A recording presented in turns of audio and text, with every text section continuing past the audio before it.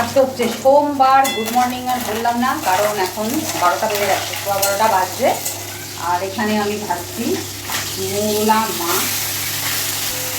মোরলা মাছটা কড়কড় করে শুধু ভাজাই করব। অনেকটা এনেছি। মানে প্রথমে আজকে ছেলে হচ্ছে ম্যাথ, আজকে ম্যাথ এক্সাম, মানে মেন পরীক্ষাগুলো আজকে কমপ্লিট হচ্ছে। তারপরে যেটা আছে সেটা অ্যাডিশনাল, আগের ভিডিওতেও বলেছি। তো ছেলেকে স্কুলে দিয়ে আসার পথে মাছ বাজার থেকে মাছ কিনে নিয়ে এলাম। তো এই মোরলা মাছ এনেছি, 250 নিয়েছিলাম প্রথমে। তো তারপরে দেখলাম যে শিঙি মাছ রয়েছে, একদম জ্যান্ত, জলের মধ্যে কিলবিল কিলবিল করছে। তো কোনোদিন আমি রান্না করিনি নিজে শিঙি মাছ। শিঙি, মাগুর, শোল, এই মাছগুলো রান্না করিনি আমি কোনোদিন। তো ভাবলাম যে আজকে মাছওয়ালি মানে একটু বড়ো করলো, দিয়ে দিল আর কি। কারণ ঠিক আছে, নিই, ছেলেটাকে একটু জ্যান্ত মাছ খাওয়ানো যাবে। আর কাঁটাও নেই ভালো, তো একদম কেটে দিয়েছে।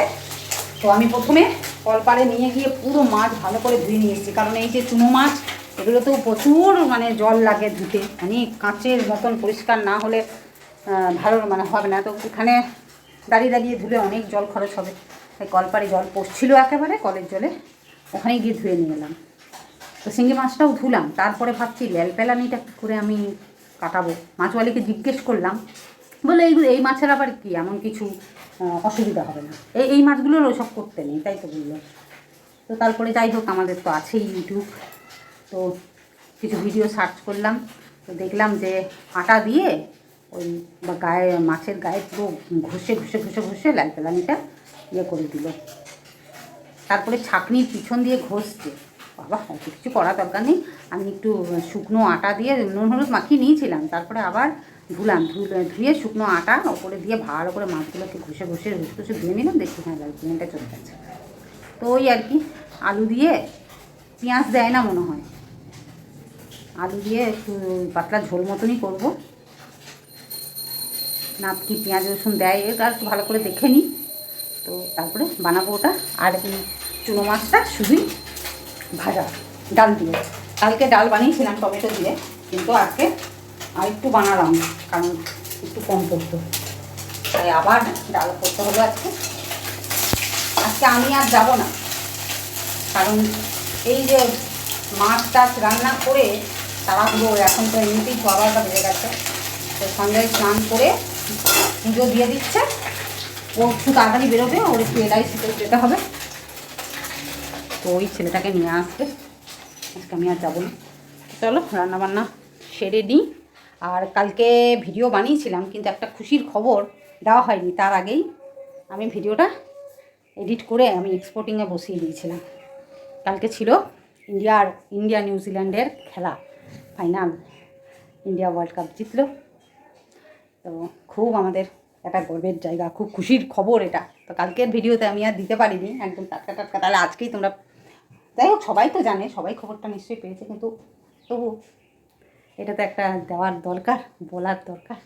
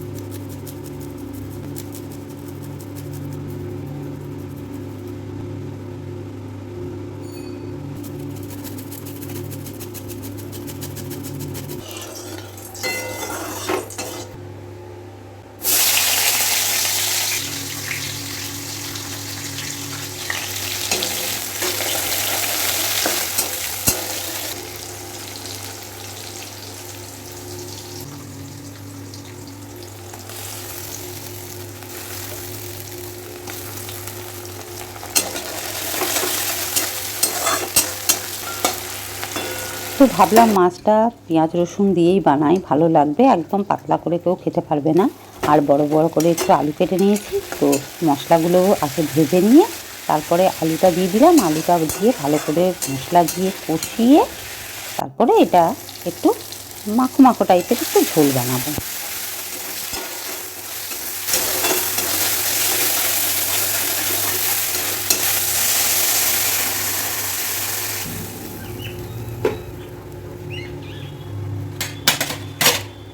তো মাছের ঝোলটা বসিয়ে দিয়েছি, এখনই কিন্তু বেশ লোভনীয় লাগছে। আচ্ছা, দুটো কাঁচা লঙ্কা চিড়ে রেখেছি, এটা এখন দেবো না, নামানোর সময় যখন মাছগুলো যখন দেবো তখন কাঁচা লঙ্কাটা দেবো। আর এই চুনো মাছগুলো ভাজা হয়ে গেছে, ডাল দিয়ে খাওয়া হবে। চুনো মাছগুলো থাক, এটাতে মাছের ঝোলটা রাখবো। মাছগুলো তুলে রাখি। ছোট ছুরিটা ভেঙে যাওয়াতে নাই, বড় ছুরি দিয়ে কাটতে বড় অসুবিধা হচ্ছে, কিন্তু ছেলেটার এই পরীক্ষাটা শেষ না হওয়া অবধি বেরোতেও পাচ্ছি না। এবার এটাকে ঢাকা দিয়ে দিই, আলুটা সেদ্ধ হোক। বেশ মোটা মোটা করেই আলুগুলো কেটেছি, তো আঁচটা কমিয়ে দিই। সঞ্জয় বেরোলো, 1:45 বাজছে।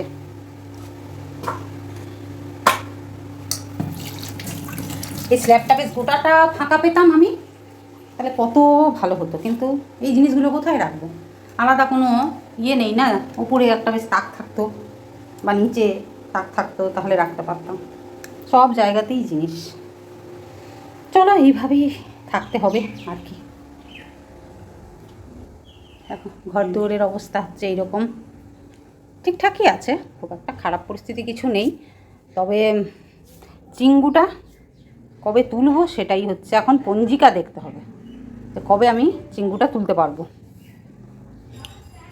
আসলে ওই দিকে থাকে, ডিভানের ওই সাইডটা খুলতে হবে, তবে চিঙ্গুটাকে রাখতে পারবো।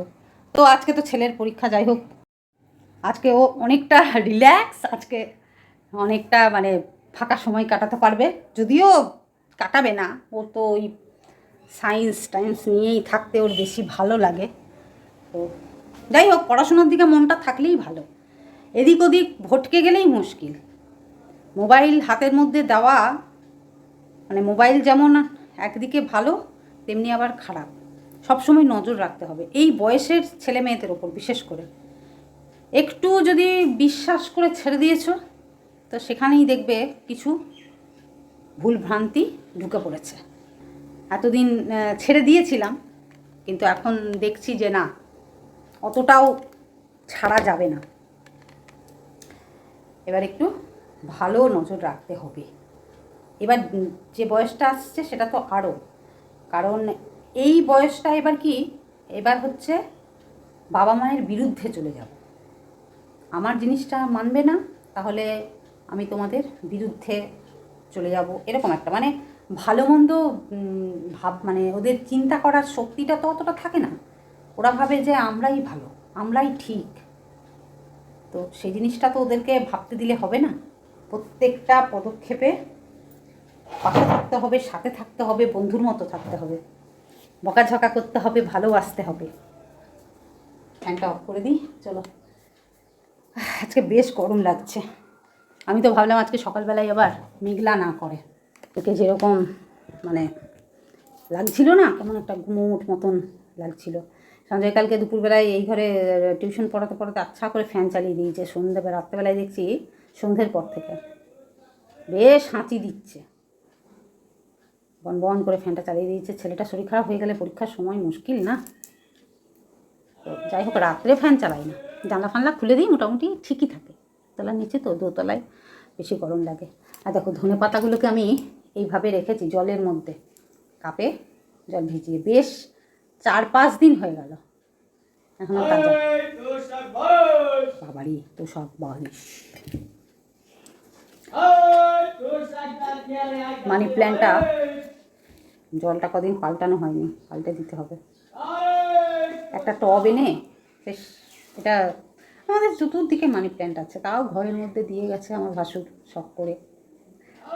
একটা প্লাস্টিকের টব এনে এটাকে বসিয়ে দিতে হবে। জায়গা কোথায় বলে তো রাখবো, যেখানে গাছ রাখবো সেখানে ফ্রিজ রয়েছে, ফ্রিজের পাশে তো গাছ রাখাই যাবে না। আমার অ্যালোভেরাটা ওখানে রোদে ভাবছিলাম যে নষ্ট হয়ে যাবে বলে ঘরে নিয়ে এলাম, তো ফ্রিজের পাশে রাখাতে তো একদম পচে গেল। চলো বক বক করবো না। আর চাঁদের পুজোটা দিয়ে গেছে, ব্যাস মাছটা হোক, ভাত বসিয়ে স্নানে চলে যাব। চলো পরে আবার আসছি। ছেলেটা কেমন পরীক্ষা দিচ্ছে না দিচ্ছে কে জানে, ছোট্ট খাট্টো এমন ভুলভ্রান্তিগুলো করছে না, ওগুলোই সমস্যা। কাল সারাটা দিন ম্যাথ প্র্যাকটিস করে গেছে, ওই লাইভ হচ্ছিল সারা দিন করেছে, কিন্তু তাও ভুলভ্রান্তি তো হয়েই যাচ্ছে। আর এই খাতাগুলো তার দেখতে পাবো না যে কী ভুলটা করেছে, অন্যমনস্ক ভীষণ। চলো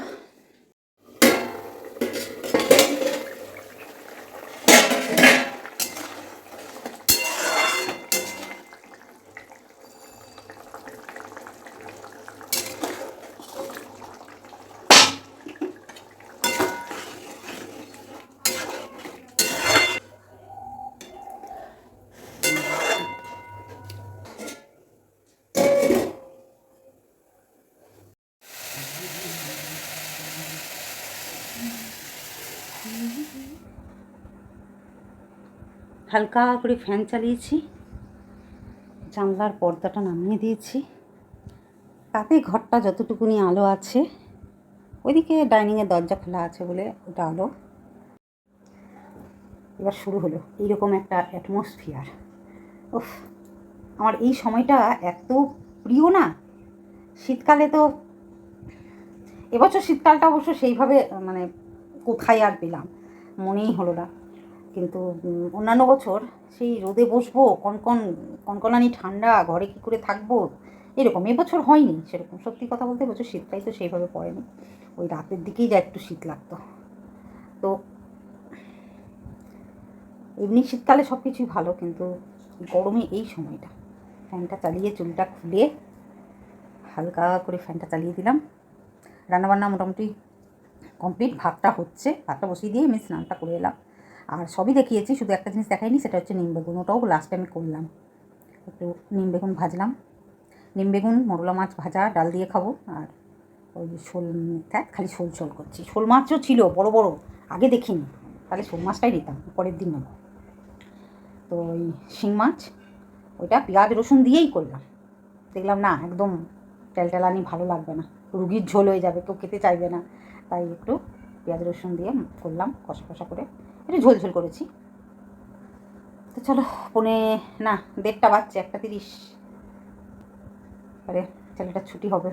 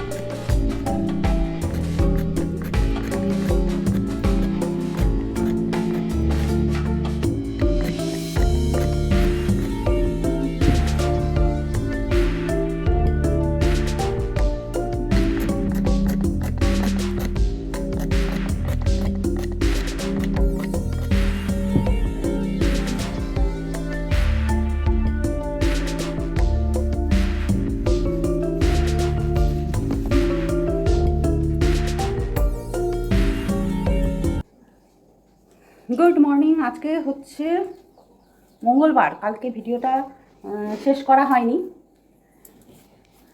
বিকেল থেকে সেরকম কিছু দেখানোর ছিল না, সেই জন্য আর ভিডিও অনও করিনি। তো ভাবলাম যে